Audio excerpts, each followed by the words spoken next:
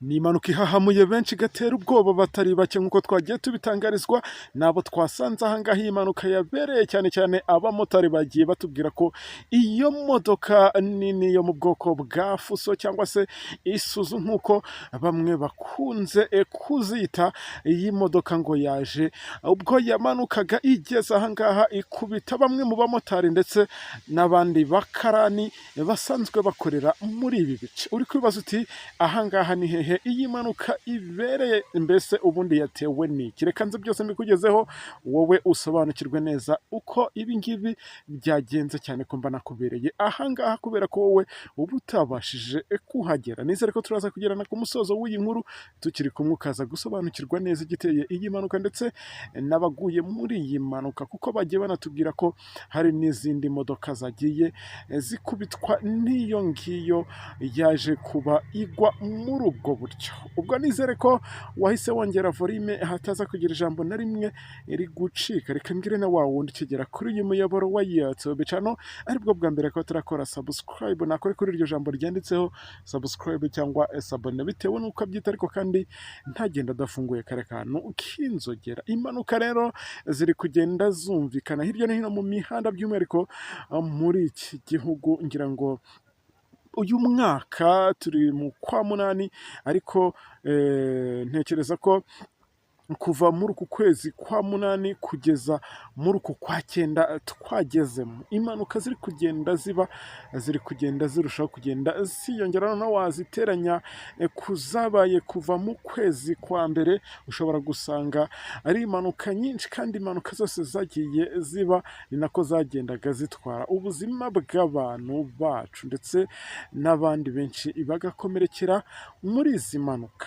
Uri kwibaza uti ubundi ibi byose biba byagiye bituruka kuki ko polisi ntako iba itagize ngo ishyire imbaraga mu bikorwa nk'ibi ngibi byo kugenda yirwanya abateza cyangwa se bashobora kuba bagira uruhare mu guteza izi mpanuka za hato na hato. Byose rero ndaza kugenda mbikugezaho kuko naje kuganira n'umuvugizi wa polisi, by'umwihariko ishami rishinzwe umutekano wo mu muhanda. Njye tujye kubona muri aya makuru, nkaba nitwa Sharire OG, umuhungu w'Imana.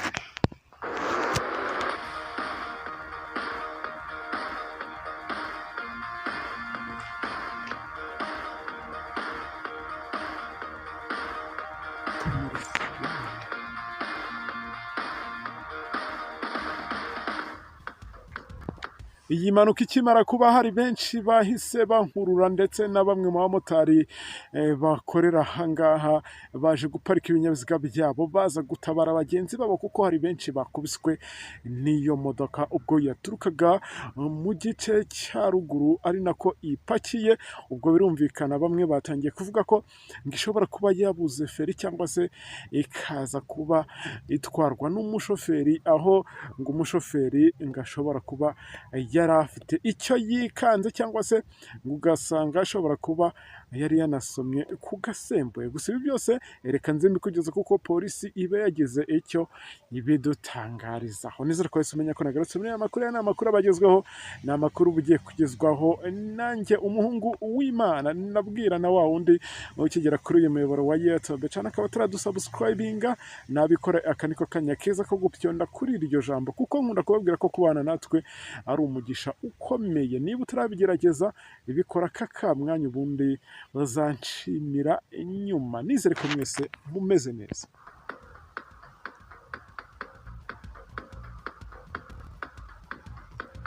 Nyemerera kandi mbere yuko ntangira iyi nkuru cyangwa se mbere yuko nkugezaho iby'iyi mpanuka ibereye aha ngaha, mbanze nisurize mwebwe muneze amatwi.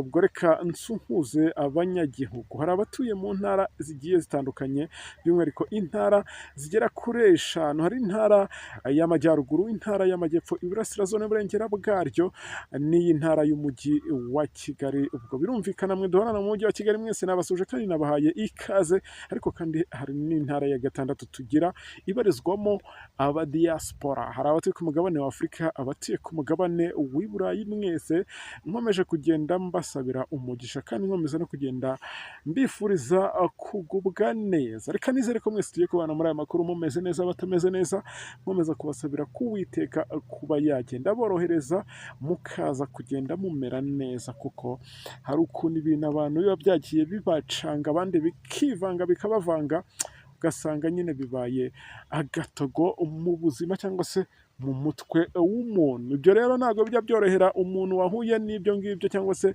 uri muri situwasiyo mbi. Urumva ko nk'uyu nguyu wenda tuvuge ni urugero, iyi modoka yari ipakiye ibicuruzwa by'umukire runaka, yakiriye meseji imubwira ko imodoka ye ikoze agisida, ahita ajagarara mu mutwe we, ugasanga ababajwe n'ibicuruzwa ndetse n'imodoka ye aho kubabazwa n'uwari uyitwaye. Ibyo ngibyo bibaho cyane ku bakire iyo barimo bagaragarizwa ibihombo bahuye nabyo batari biteze. Ahanini ntago ahita atekereza ko bigizeho ingaruka, ahubwo we ubwe yirebaho akareba n'ibyo ari guhomba. Ibyo ngibyo ndi kubivuga kubera ko mbizi neza. Niba uzi ko mbeshya, nyomozi yo muri komenti umbwira uti ibyo uri kuvuga wowe ntabwo ubizi, cyangwa se ibyo uri kuvuga nibyo ijana ku ijana. Ubwo reka dukomeze rero twihanganishe imiryango y'abashobora kuba baburiye ababo muri iyi mpanuka ndetse n'abagiye bakomerekera ahangaha. Tudatinze rero, mwese nabahaye ikaze. Iyi ni impanuka ibereye ahangaha muri uyu mujyi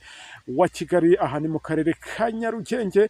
Ahangaha nahazwi neza reka mvuge komerisiyare. Nivuga komerisiyare, ubwo kiriya gice uri kuva komerisiyare umanuka hepfo, ubwo mwahise muhamenya. Iyi ni imodoka rero yaturukaga komerisiyare imanuka hepfo Matewusi. Ubwo nimvuga Matewusi bahita bumva hahandi hepfo gato hari rya soko rya Nyarugenge, ugakomeza hepfo akaba ari naho iyi mpanuka yabereye, aho iyo modoka yaturukaga aho ngaho rero Matewusi, karitsiye Matewusi, aho yari ivanye bimwe mu byo yari ipakiye. Ibwo yari bijyanye mu ntara runaka, ntabwo ibyo nashatse kubimenya, ahubwo icyo nakurikiranye neza ni uko ngo uyu mushoferi atarasanzwe amenyereye izi nzira, ari nayo mpamvu yaje no kumanuka ahangaha.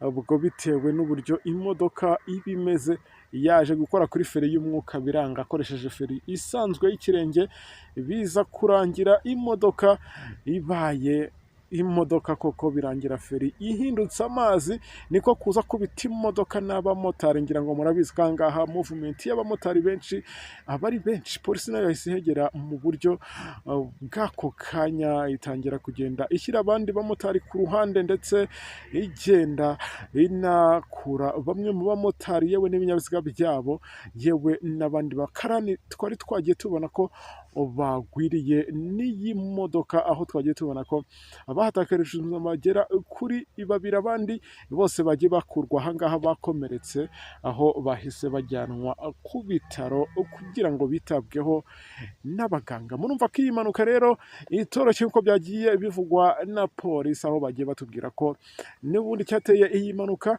ari ukubura feri kw'iyi modoka, ariko abandi bagiye babona uyu mushoferi bageraga babona ko ngo aha hantu atahamenyereye, kuko ngo yagendaga inshuro nyinshi aca sasenike, ubona ko nawe ubwe byamujabutse cyangwa se byamuyobeye. Ariko ahanini ntago ari nabyo byagiye bitera impanuka, kuko bagiye babona ko icyateye impanuka nyamukuru ari ukubura feri. Ubwo reka nizere ko wari unteze amatwi usobanukiwe neza iyi mpanuka yabereye, mubwira ngo wakoze kunega amatwi, tuze gusura mu kora cyane.